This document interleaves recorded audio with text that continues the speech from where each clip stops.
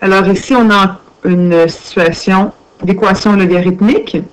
Alors, on va utiliser la deuxième façon, c'est-à-dire qu'on va s'arranger pour avoir un log d'un côté avec une certaine base et une certaine puissance ici, qui est égale à un chiffre, un nombre quelconque.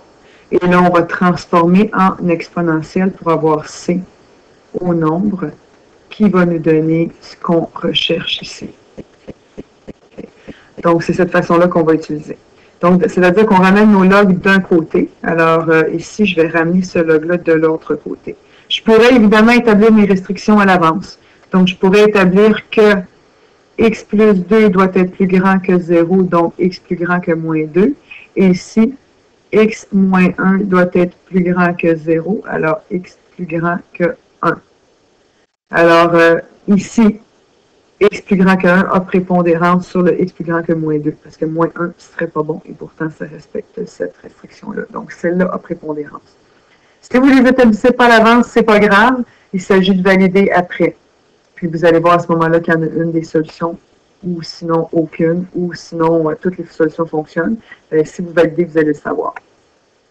Donc, je ramène ce log de l'autre côté. Donc, je dois le rajouter ici. Alors, je sais que quand j'additionne deux logs ensemble, en fait, mes puissances sont donc multipliées. Donc, je peux tout de suite dire que j'ai cette situation ici qui me donne 1. Et là, mon log est isolé et j'ai un chiffre de l'autre côté, donc je peux transformer en exponentielle. Ma base est implicite, 10. Donc, j'ai 10 à la 1 qui égale ça, que je vais tout de suite distribuer. Donc, comme ça, avec la petite fontaine, alors je vais avoir x carré moins x plus 2x moins 1. Alors là, je pourrais ramener à 0, faire la quadratique, ou s'il y a possibilité de somme produit.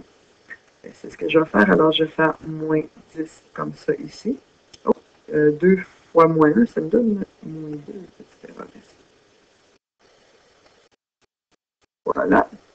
Alors, ça s'annule. On a donc 0 égale x2 moins x plus 2x plus x. Moins 10 moins 2 moins 12. Alors, moi, je vois tout de suite qu'on peut multiplier deux termes. Il va y avoir un négatif, on n'a pas le choix puisqu'ici c'est un négatif. Donc, qui soustrait va avoir une différence de plus 1. Alors, ça va être 4 et moins 3. 4 moins 3. Donc, j'ai 0 égale x plus 4 fois x moins 3. Ça veut donc dire que soit ça égale 0, soit ça égale 0. Donc, nécessairement, x ici doit valoir moins 4 et ici doit valoir 3. Et là, je pourrais me fier à mes restrictions de tantôt que x était plus grand que 1 ou valider ici. Puis je me rends compte tout de suite que moins 4 ne fonctionne pas parce que ça va me donner, par exemple, ici moins 4 plus 2, ça va me donner un négatif. Donc, comme ça ne fonctionne pas, je dois barrer ça. Voilà.